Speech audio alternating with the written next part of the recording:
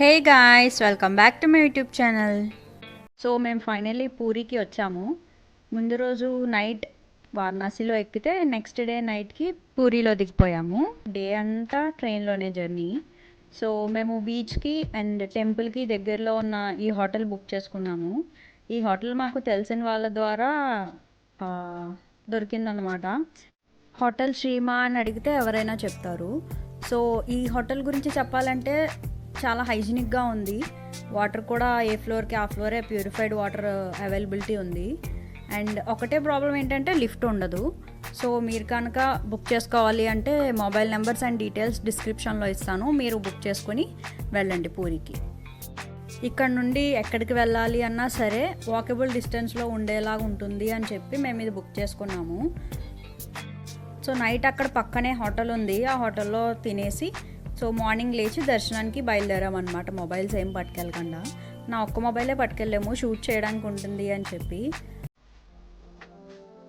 So walkable డిస్టెన్సే కాబట్టి దారి అంతా మీకు చూపిద్దాము అని చెప్పి తీసాను. గవర్నమెంట్లో ఒకరు ఉంటుంది, అది ఫ్రీ ఆఫ్ కాస్ట్. మీరు మొబైల్స్ అవి పెట్టుకుని వెళ్ళొచ్చు దర్శనానికి వెళ్ళేటప్పుడు. దర్శనానికి వెళ్ళేటప్పుడు చాలామంది మిమ్మల్ని అడుగుతారు, వచ్చి దేవుడిని దగ్గర నుంచి చూపిస్తాము, మాకు కొంచెం డబ్బులు ఇవ్వండి, మేము తీసుకెళ్తాము అని చెప్తారనమాట. కానీ వాళ్ళని ఏమీ నమ్మద్దు. వాళ్ళు మన నార్మల్గా ఎక్కడి నుంచి జనాలందరికీ చూపిస్తున్నారో మనకు కూడా అక్కడ నుండే చూపిస్తారు. పూరిలో ప్రసాదం బుట్టల్లో ఇస్తారు, ఆ బుట్ట తీసుకెళ్ళి ఇంట్లో పెట్టుకుంటే మంచిది అని అంటారనమాట. ఇక్కడ రోడ్ చూసారా ఎంత వెడల్పుగా ఉందో. పూరి జగన్నాథ స్వామి రథయాత్ర అంతా ఈ రోడ్లో నుండే జరుగుతుందంట. అది మేక చర్మం అంట. ఆ మేక చర్మంతో చెప్పులు తయారు చేస్తున్నారు ఇక్కడ.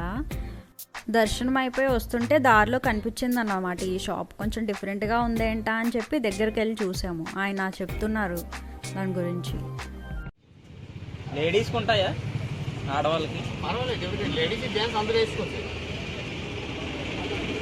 ఇంకో ఇది కొంచెం చిన్న సైజ్ అయిపోతుంది, హైకో గట్ట అయిపోయిన తర్వాత లేడీస్ అయిపోతుంది. మళ్ళీ లేదంటే మామూలు ఇట్లా చెప్పులు లేడీస్ ఉంది.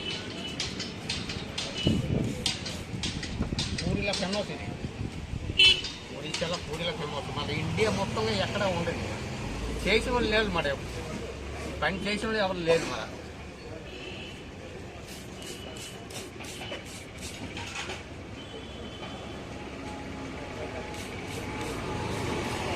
దేవుడండి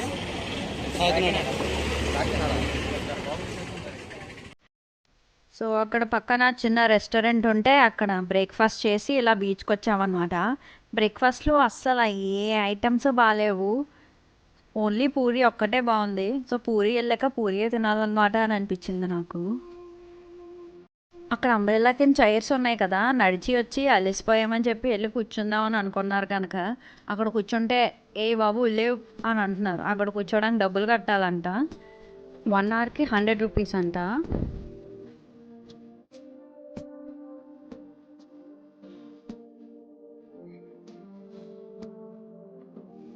పూరి బీచ్లో వాటర్ చాలా నీట్గా ఉన్నాయి. సినిమాలో బీచెస్ లాగా light greenish and bluish shade వచ్చినట్టు ఉన్నాయన్నమాట వాటర్.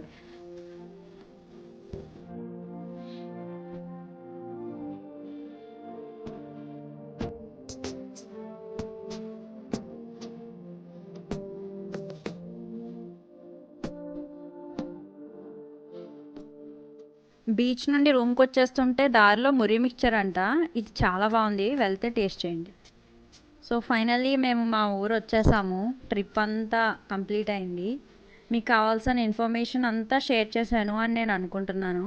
ఏమైనా డౌట్స్ అండ్ క్వశ్చన్స్ ఉంటే మీరు కామెంట్ బాక్స్లో పోస్ట్ చేయండి, ఐ విల్ ఆన్సర్. చాలా రోజుల తర్వాత ఇంటికి వచ్చాం కదా, ఇంకా మా కుక్కలు రెండు చేసిన హడావిడి అంతా ఇంత కాదు. ఇన్ని రోజులు కనపడలేదని పేచీ పెట్టేశాయి. వీడి పేరు జాక్, వీడికి 13 ఇయర్స్, కానీ అలా ఉండడు. బ్లాక్ గార్డ్ ఏమో టోనీ అనమాట, వాడు చాలా చిన్నోడు, 5 ఇయర్స్ ఉంటాయి అంతే.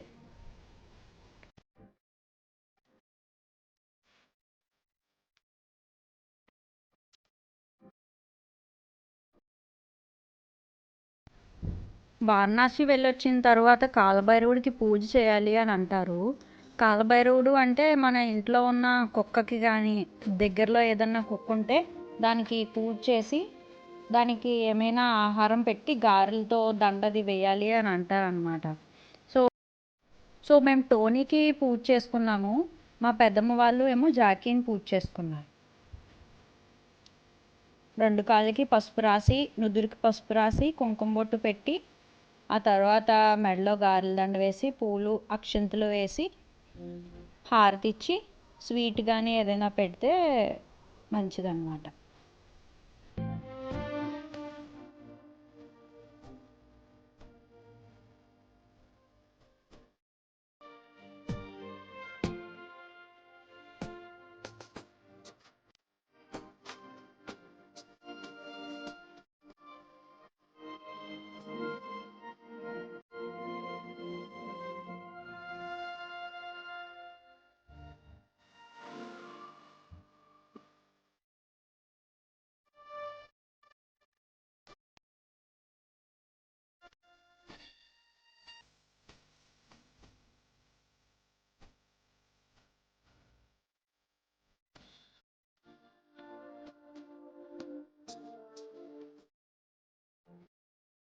టోనీకి గారెలంటే ఇష్టం అనమాట. దండ వేయగానే మెడలో ఉంటుండగానే పీక్కొని తినేసాడు.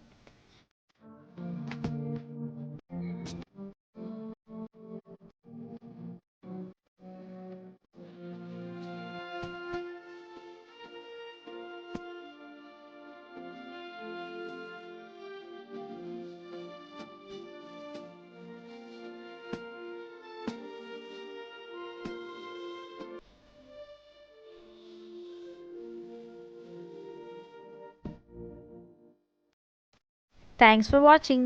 Please do like, share and subscribe.